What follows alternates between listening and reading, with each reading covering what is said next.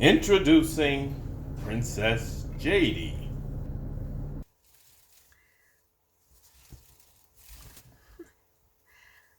Hello and welcome to the Siren of Boston, episode 7. Paparazzi and gossip queens are so yesterday.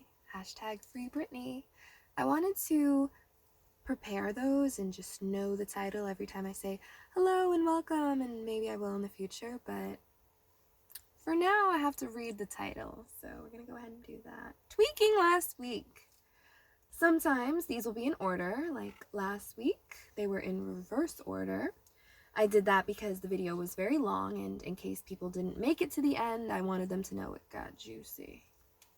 This week I'm busy, so Harvard.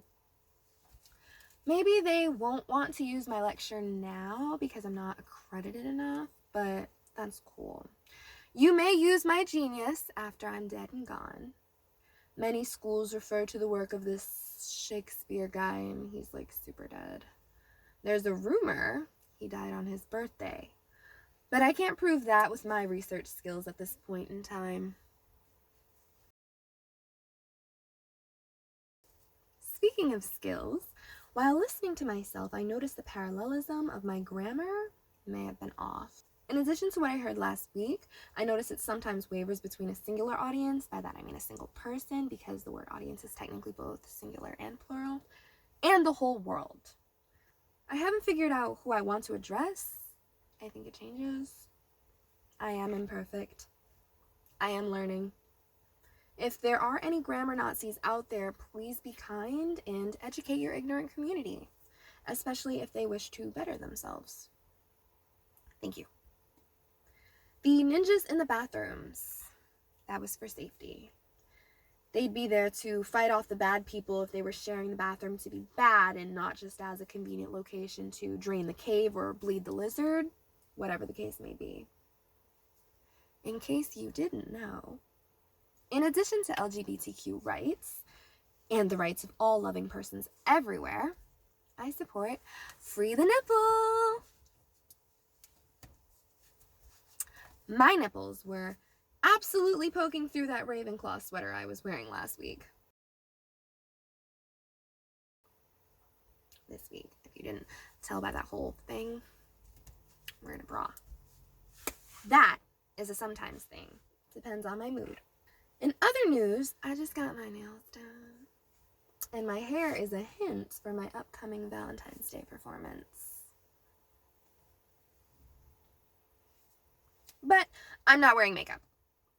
I actually hate makeup. It's time consuming, it's hard to clean off, and TV land people have others to do that for them. So if you want to pay for a makeup artist for me, or sponsor me weekly with free makeup if you are a makeup artist, we can do that. For now, we'll see what happens. Ravenclaw is a house in Hogwarts School of Witchcraft and Wizardry. Hogwarts School of Witchcraft and Wizardry is not at all located in England, like I said last week. It is located in Scotland, which is located in Great Britain. Please refer to this Venn diagram map created by Anna Debenham. You will see, if you look at the blue outline, that the entire map is of the British Isles. Within the British Isles, we have Ireland in green and the United Kingdom in red. Ireland consists of Northern Ireland and the Republic of Ireland, separated by dots. The United Kingdom refers to Northern Ireland, of God's green Ireland, and Great Britain. Great Britain in yellow consists of Scotland, where Hogwarts is located, England, where I incorrectly said Hogwarts was located last week, and Wales. The British Isles are located in Europe, a continent on the eastern hemisphere of the globe. If you need more information, please refer to this young lady's video. I didn't watch it, but the internet suggested it when I Googled it, and she's wearing a shirt with a British flag. I don't know, check it out. If you are upset that I did not know all of this information previously, please forgive me. I did not school in England, like the fellow in the video I just linked. Just write sometimes and figure it out in post. Does anyone remember episode 4 of the Siren of Boston, in which I said more on the elven forest? There was not more on that during the Carmen's Glamorous Tights commercial. I have included their page below. I also mentioned in episode 4, quote, "Darkness is coming for you. But what are you doing to defend yourself? You sitting, waiting to be saved?" We have a post about that coming up in a couple of weeks. End quote. So let's get into it.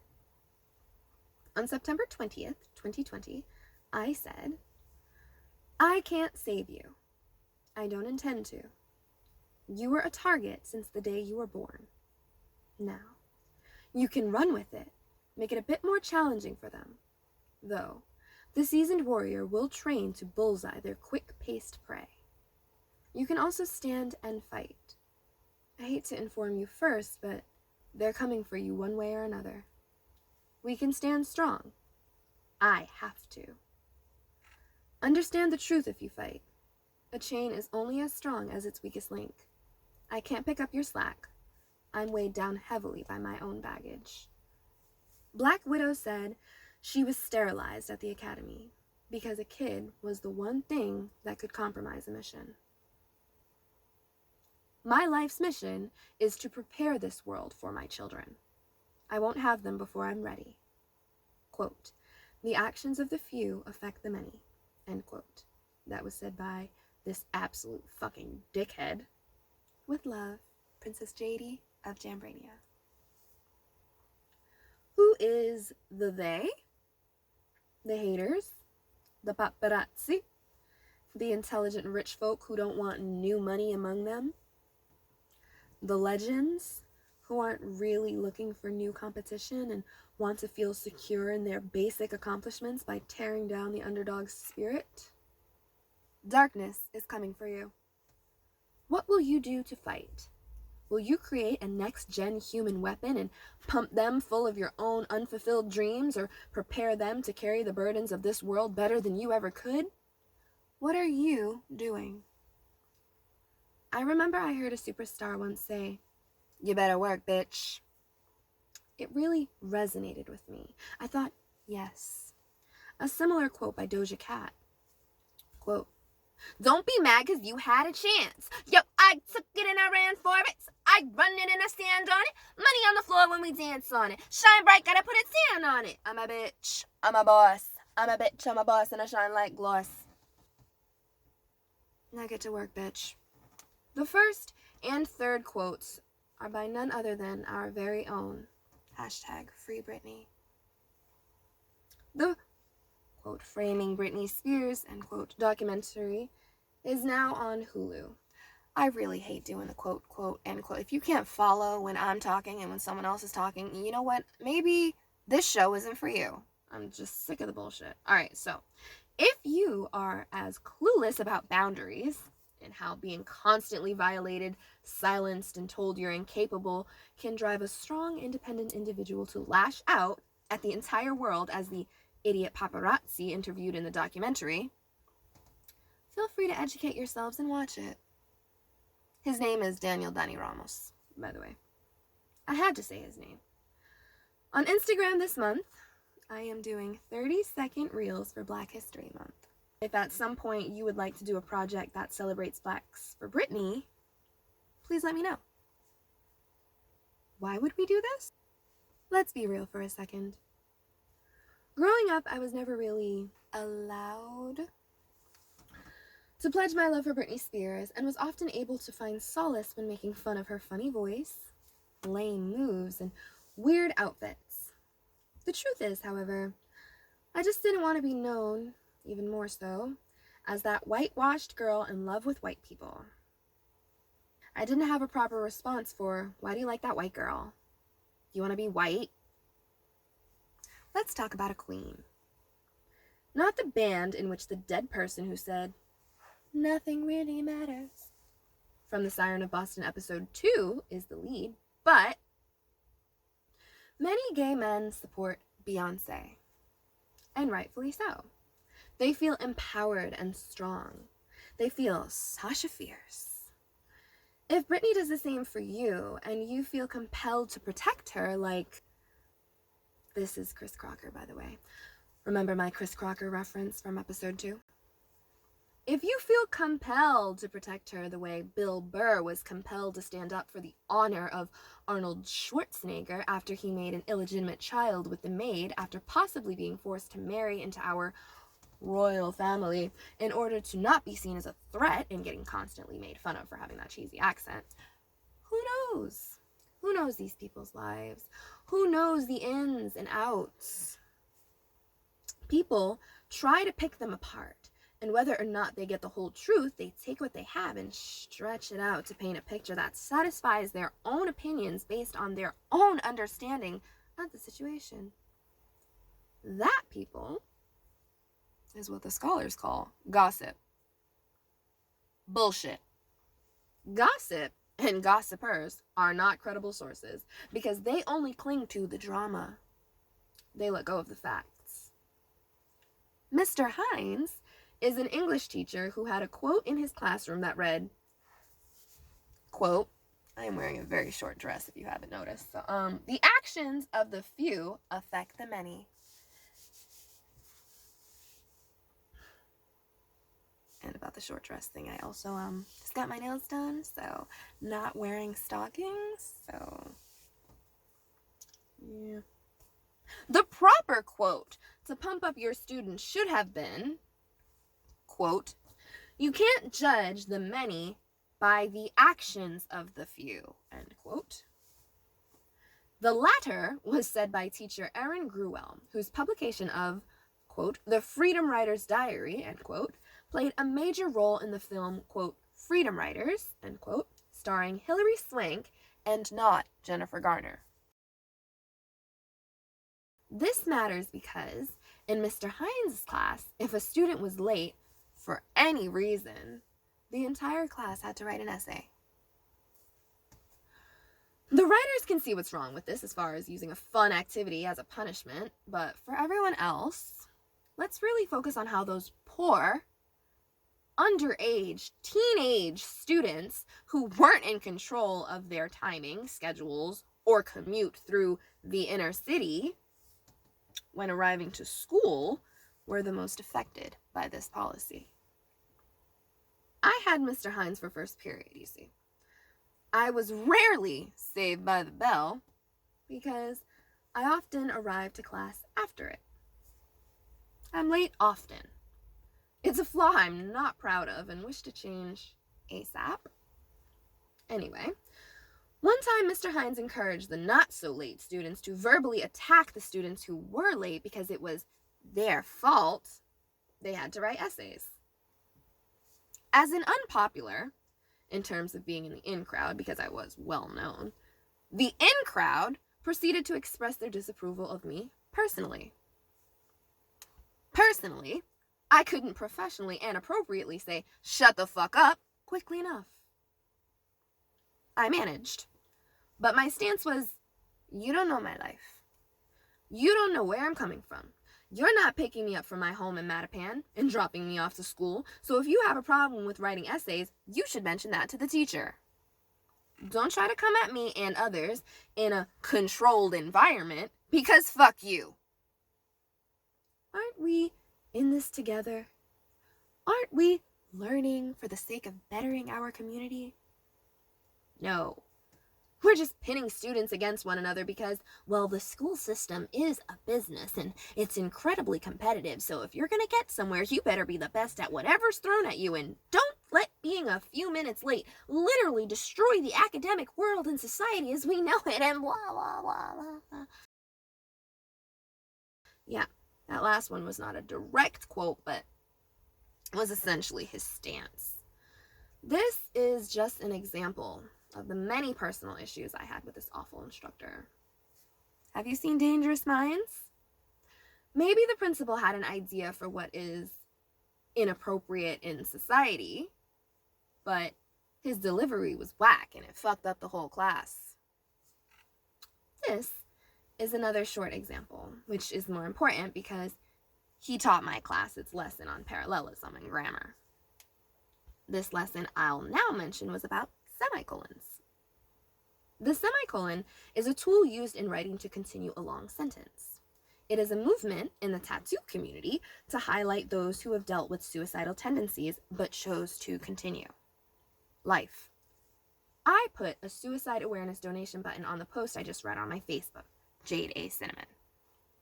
So, I recall my classmate standing firm on her point that his answer to one of the exercise questions was in fact incorrect. He and the class, not me because she was my friend and I had the same thought, but I planned to ask him after the class to not challenge the teacher's intelligence in front of the student body again, said she was wrong and didn't want to hear what she had to say. She stood her position and expressed that, based on what he stated, she should be right. He looked it over once more and, yes, he was wrong. The point. Sometimes we have a position and do not fully understand it, but we stick to it because we feel it is all we have, and the safety of having something over nothing or having something we are partly sure about over something we are not at all sure about keeps us comfortable. In other words, believing what this guy says because, hey, he seems like he knows stuff and I don't really care to research it for myself. I'm guilty of that. I'm working on it. I mentioned in episode 4 that soldiers must stick to their guns and regularly take them apart for inspection. Soldiers are actually required to do this. You need to know that weapon, inside and out, and be able to take it wherever you go, or you won't get far because you'll be unprotected. How's that for out of your comfort zone? I don't know why Mr. Hines was such an ass, and I don't know if he's still teaching. I just want us all to understand that darkness is everywhere. People don't have "I'm crazy" written on their foreheads, but they do shout it with their eyes. They scream it with their perception of events. Who is always looking for someone else's suffering? Who feeds off juicy gossip and uses their dirt to escape the appearance of being boring when talking to those they admire? Maybe paparazzi aren't photographers. They're vultures. They sit and wait for death. Then they capitalize on the misery. Watch out for those people. You might just slightly scrape a person's car with an umbrella after chopping all your hair off and be seen as unfit to live your life if these people catch you and manage to kick you when you're down. Hashtag free Britney. Be careful. Be you. Understand when you're at fault and take responsibility without looking for who else can be blamed. It's hard to take the blame. But when the shit comes from your colostomy bag, it's your bag. Not my bad. My bag. Keep growing. Keep getting better. You will never be the GOAT if you are always using a scapegoat. We're all rock stars, if we want to be. You'll hear it referenced, either directly or indirectly, if you reference my Instagram reels via @Jambrania. Music is beautiful. It's an amazingly unique creation and blend of love with people from all different styles and backgrounds. Side note, please stop hurting our Asian community. Their lives matter. Black, Latino, and Indigenous lives matter. Graph lives matter. Last thing before we go, think of this. Hip-hop is an expression of anger and a way to beautifully document the difficult struggle to survive. Rock is an expression of pure pain, darkness, and rage. Not to mention they're both littered with crazy sex gods. Do you know this sign? It means I love you, and it's my graduation year salute. How about this one? They look awfully similar if you ask me. Live long and prosper. Be rock stars. Be heroes. Go fuck yourselves. Escape, escape, escape, escape, escape, escape. Good night. I value your input.